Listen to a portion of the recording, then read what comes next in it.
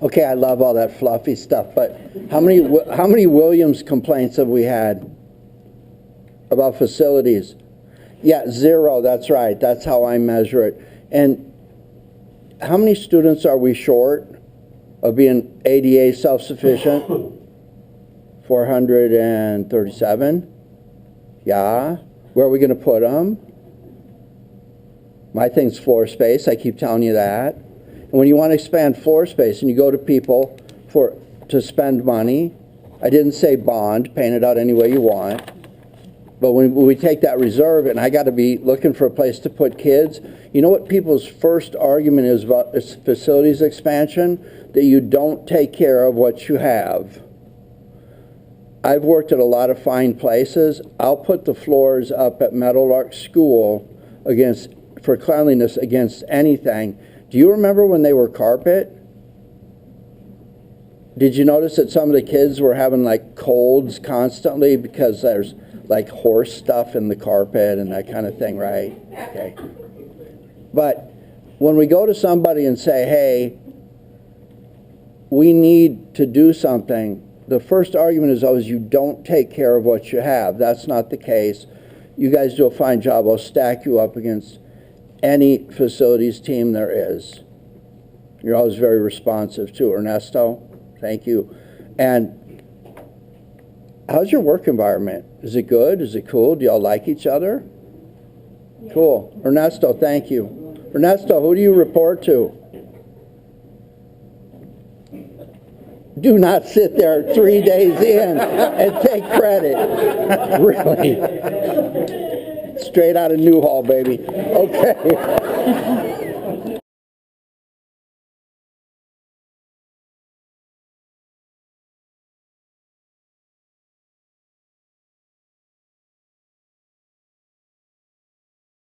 Things here.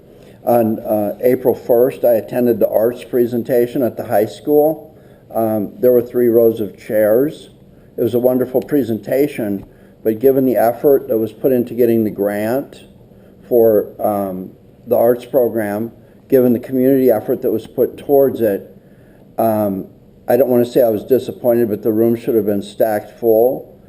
There were kids there that were trying to sing when they're painters. There were painters there that were trying to, so there's a depth of student talent here, and we need to give the students the ability to show that talent, whether it's easels in the back or whatever it is they do.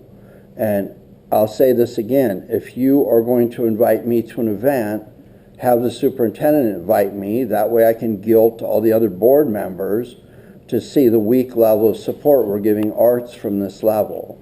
And that hurts me to say that, but everything about it was put on. Even Tammy made the credits, and so everybody was included, but I'm not sure they were included in the way that they would express their arts ability. When you have students that are expressing their ability in arts through whatever it is they do, someone else that's younger than them will be able to say, hey, somebody else does that. So the kind of thing that Lester is talking about, rather than having somebody scream that in your face while they're beating on a trash can with a baton in boot camp, these little things like one kid helping another actually is where arts takes people into the kind of things he's talking about. So the next time we have something like that, I don't want to hijack Night of the Stars, but I do think there's some room in the back where we historically hand out cookies. Maybe we could put some easels up and let some of these kids who didn't get to show their talents at the art show their talent there. I'd very much appreciate support from that and staff.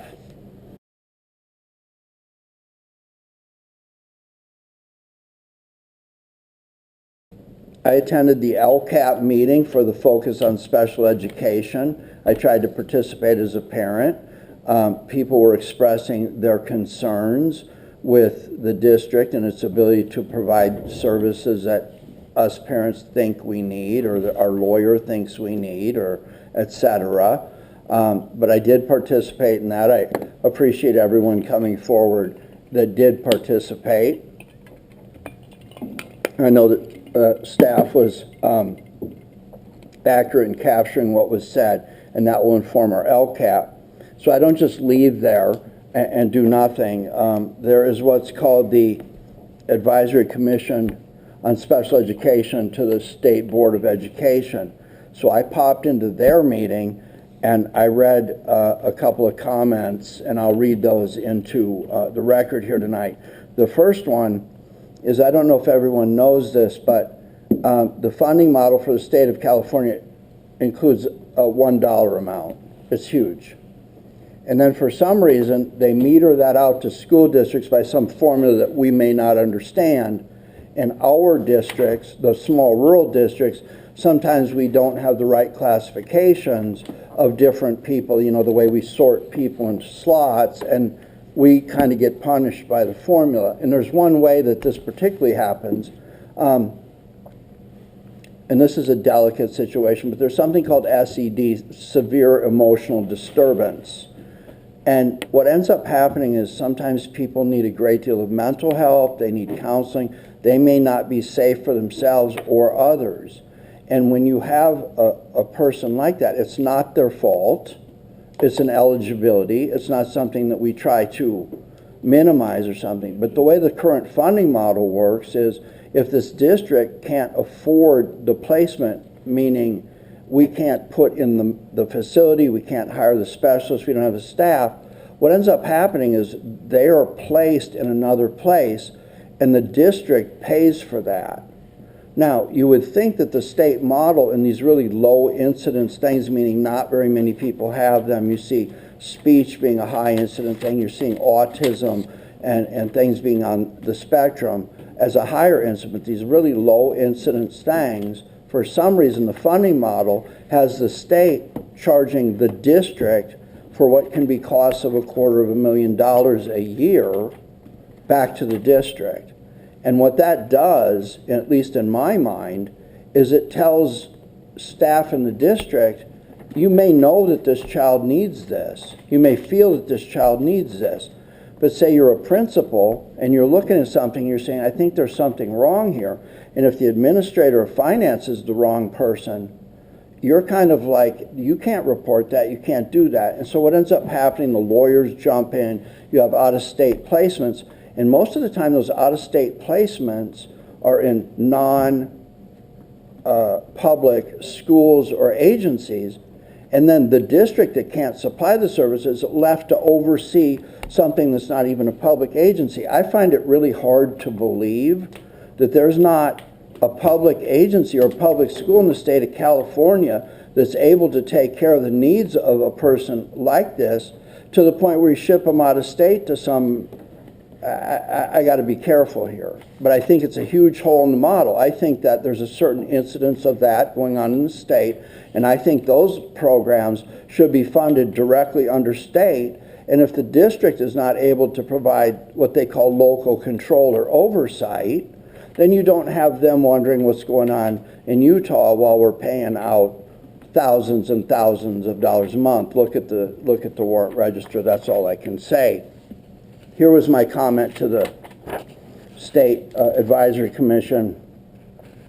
Good afternoon, Chair Hayes White and Commissioners. I am Ken Pfalzgraf, board member from Acton, Agua, Dulce. I would like to thank the Commission for its continued attention to SED out-of-state placements. There are times when the current funding model falls short, creating budgetary challenges for small school districts, with out-of-state SED placements being a prime example.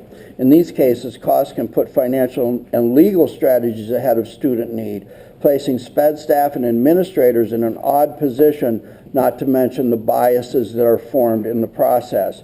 I encourage the Commission's continued attention to this matter to include consideration of SED funding models that not debilitate the budget of LEAs, and oversight that considers student need while being appropriate dispersal of public funds to non-public agencies, especially those outside of California. In simple language, what that means is, do not put a special education director in a small district knowing that a child needs $250,000 of care and is going to go out of state, be separated from all their friends, all their family, everything they've ever known, and put an educator in a position to have to know, you know what, if I make this recommendation to my administrator, it's going to collapse the district's budget. That's where strategy and that's where lawyers come in, and none of that puts funding back in our classrooms to effect. No one gets helped in that situation, not even the kid that needs it.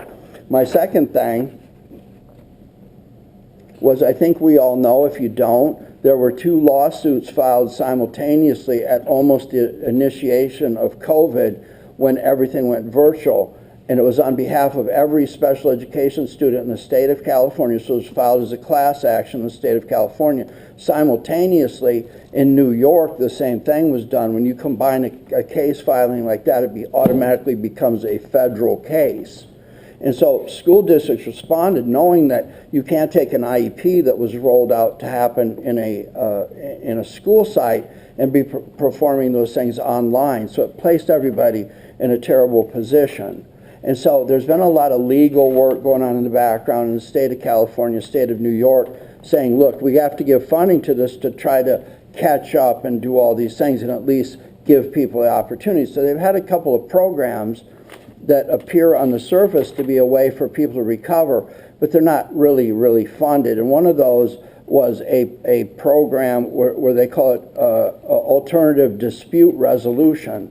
So you take someone that's disgruntled, they're fighting with the district, you throw them at the last second and hope that a smiling face that appears to be a puppet coming from the district is going to keep you out of a due process case, so there's another $125,000 out the window on lawyers just out of the chute. The problem is that this funding was there was no accountability to it. So I'm going to read what I said. Sorry I'm taking so long here, but when you start talking about where our budget goes, this is it. This is the second day. Good afternoon, Chair Hayes White and Commissioners. I'm Ken Pfalzgraf, board member from Acton, Agua, Dulce. Thank you for placing the discussion item on today's agenda. I am not sure of the details, but the California State University System, the Family Empowerment Program, and our SELPA, which is the Special Education Local Plan Area, are combining to put out what are known as parent partners to assist parents in our north area of North Los Angeles County. I hope that as we move out of the theory of how this will all work, we can focus on efforts that will work to introduce new customers to special education services, which are typically parents. Being available as a parent partner to support and inform a new parent early in the game will be far more effective than putting a smiling face in as a last-ditch effort to avoid a due process filing in an already contentious situation. Thank you, Commission, for your continued attention on how actual success will be measured and reported out as this program is rolled out, and please continue its funding. And then I made a comment to a commissioner who has shared her personal experiences. The bottom line here is this is a Band-Aid program. We have people around here, some closer than you may think, that have been trained in how to do this, and that effort is to start off with the kids in pre-K and special day class to come in early and help the parents understand how to navigate the process and what's available. Next thing I want to talk about is Assembly Bill 1517, which basically affects special education. And what they're saying at the state level is that the districts are being challenged to, Lester, help me with this one, reconcile their actual services. So what they're saying is the state wants the district to, if you have a total of X number of IEP minutes of speech or OT or physical therapy, whatever it is, that now they want the district to report itself that the minutes that the people are agreeing to in the IEP are actually happening. Think about that. There's staff shortages, there's all these things, but they basically want the superintendents to verify that everything they said in the IEP is being given and sign a document. So Bill 1517 calls for a local plan to be developed by the individual superintendents for their individual students. So you take the blocks of students, whatever their needs may be, you identify them, and you have to write your local plan to address the specific needs of the students. It's a state mandated program, which means the county comes out of it. Now you're acting and answering to the state. My problem with state mandated programs is how many of them are actually funded fully. So now you've got more people looking at more numbers. You take people away from the classroom to run numbers, and they're basically calling the school district liars, especially the big ones. They're underreporting. And it's all like, I hate to go here, but I'm going to, only I will go here. You take the grow house enforcement. Was that ever funded? No, it wasn't. So nobody figured out when you start selling the stuff on the street, in a store, other people are going to do it. So they never funded the unauthorized thing. So guess where the money comes from? You have a choice to make here for the local sheriff. You decide, I'm not going to let this happen, or I'm going to turn my head to it and go back to policing. Well, the things you've been policing, that the effort you're taking off of this is now suddenly given to the grow house bus and tearing those down and call it a code enforcement deal. Now you've lost your ability to, as a continuum of services that your customers are used to. These bills are the same thing. If you're going to mandate something, and they're even talking about changing credentialing of teachers and all that kind of thing, if you're going to do this, then give us the money to do it. That's all. Mr. Money's back there shaking his head. This is the kind of things that people that go on legislative advocacy days for special education and things like that, there are people around here that may be closer to you than you know that will go to those things and bring this thing up and not just glad hand everybody and say, you got to give us the money to do these things. I went to the Antelope Valley CAC meeting yesterday. They covered the local plan, 10 districts, representatives from each district in the area of special education, go over the plan, talked about that. We'll actually have to vote on that. This all ties back to the days of just filling out a plan and making it work for one geographic region. Those days are over. That group televises their meetings, so if you'd like to see what's going on and you have a child at home that's difficult, that you can't actually go there, I applaud them on making everything available to their audience, and they're building kind of a library of know yourself and know the different programs that go with it. What else do we have? I think that's it. Thank you. This is all business is important to me because it really affects your budget, and you never hear about it because it's all back there. Thanks.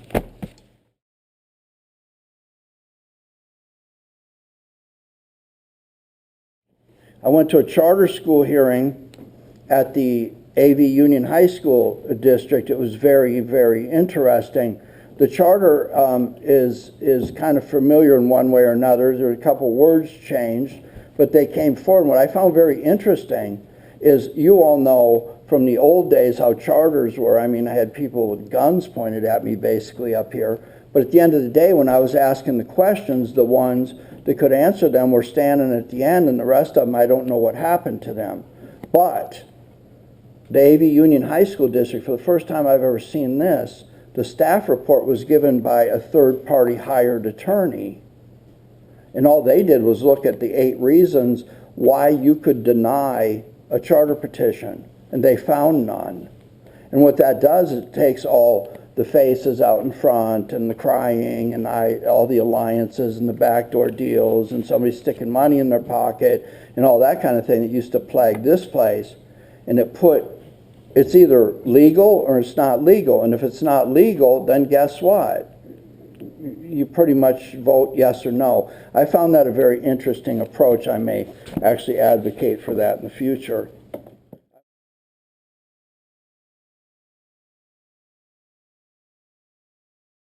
Yeah, I was actually able to participate in the LACSTA, which is Los Angeles County School Trustees Association, the governance training. They do 4 sessions. There are a couple hours, one night a week. Lester was participating. He was talking about how the business world works and how accountability works. Usually that's what I did. I just sat back and watched Lester take the flak for a little bit, but thank you for participating.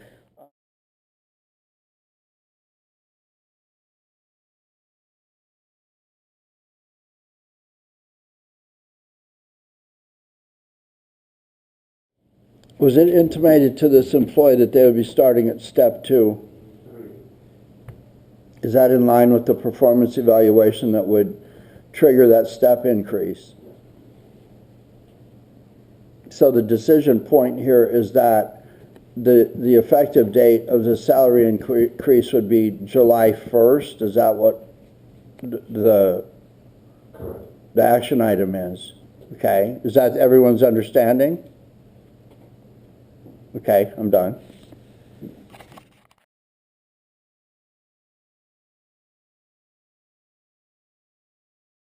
Here's what worries me about this. Is this reported to LACO? Okay, so we are basically changing a job title and description. That's what I was hearing. So do you want to table this, or do we want to, because I'm fixing to go sit in the audience again. I don't think we have the authority just to, not on the agenda, pull titles apart. Tim, I'm with you. I got scars on my back over this. But is it possible that, Tim, could you agree that this needs to be reviewed by next year? I agree with you, but I don't want to hang up the vote on something that goes to LACO.